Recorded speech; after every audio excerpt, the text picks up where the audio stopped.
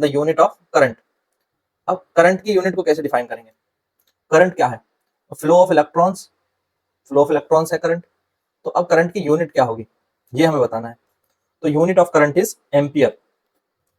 The unit of electric current, unit of electric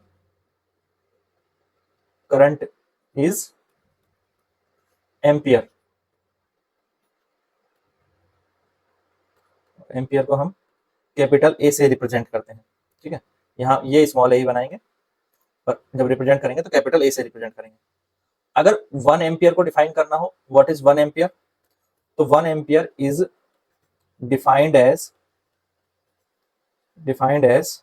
the flow of the flow of 1 coulomb of charge through a wire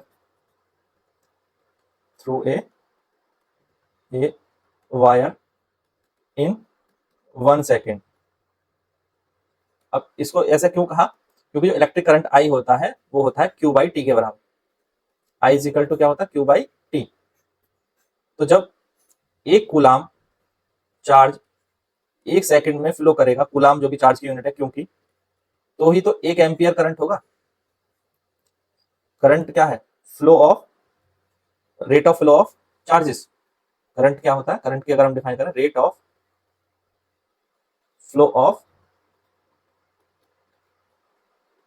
charge, यानी कि I is equal to Q upon T.